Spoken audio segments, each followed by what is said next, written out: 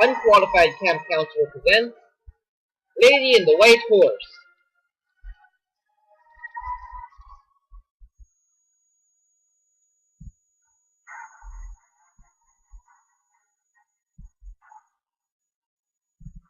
There's kind of a long intro here.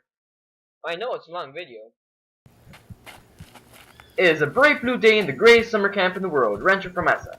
Though it's mostly great for sentimental reasons. I mean, it used to be really big and all, but the owner went through a nasty divorce, causing him to lose most of his land.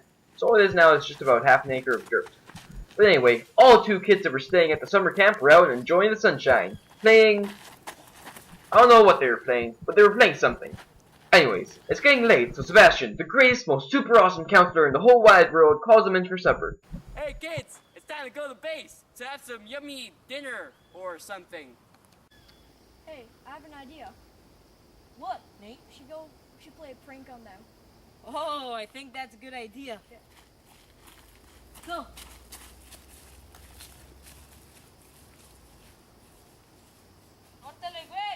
Hey, you know what will be funny? What? That we tie the rope to the tree, so then when they come, they can trip. That's such a good idea.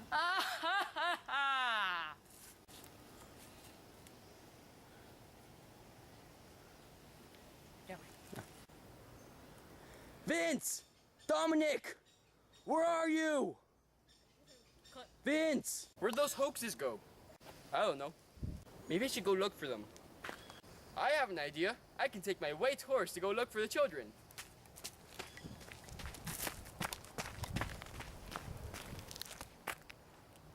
Vince! Dominic! Vince! Where are you? I was a really good rider. One time I did fall though. Okay, maybe a lot of times I've fallen, but so far it hasn't killed me. One or two commas, the occasional concussion, and one time I did go into the light, but I went back again when I realized I forgot to turn off the oven. So yeah.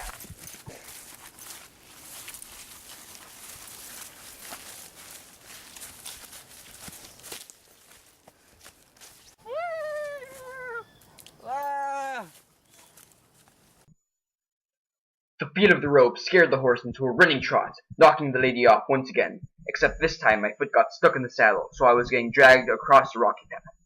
Now, contrary to popular belief, camp counselors get no real income at all, which is why we couldn't afford to buy an actual real horse, really just a white dog that wasn't even white. The dog is extremely fragile, which probably explains why he got so frightened from the rope.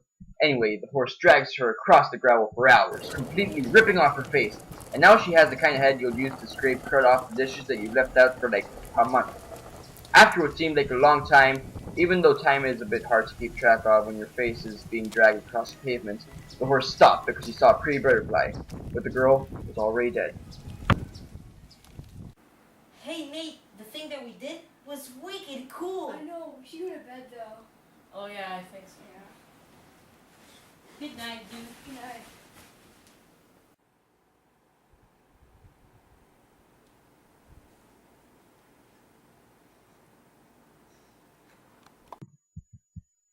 Then she got revenge on them and killed them all in their sleep and lived happily ever after.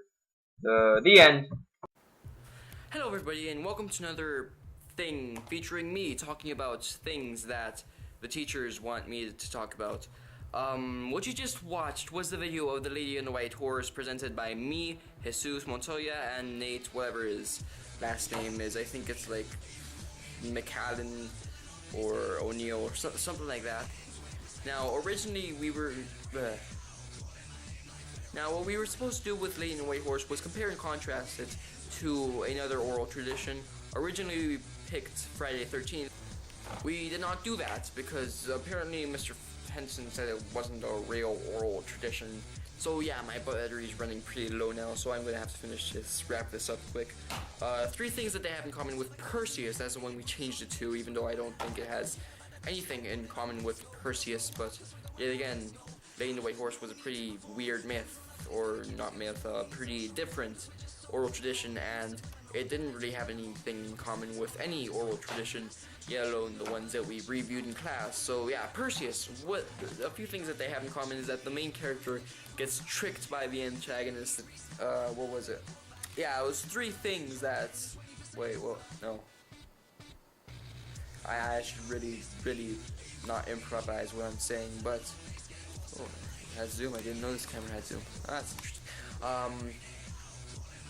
3 interesting or surprising facts about the main character of Lady in the White Horse, which was Lady in the White Horse, was that she was female. First of all, not very many stories have female heroines. Most of them are male. In most movies you watch, they are male. So that's made the oral tradition different in a sense. Another thing was that after she died, she came and haunted people. Usually people just like die and it ends there. This one, no. Apparently she came back and just haunted everyone in their sleep, or killed them, or just watched over the camp, depending on the version of this oral tradition. The hero actually dies in this one. Usually heroes don't die in stories. I mean, it's not uncommon, but usually they survive until the end, so that's one more thing that makes it different, surprising. Call it what you like.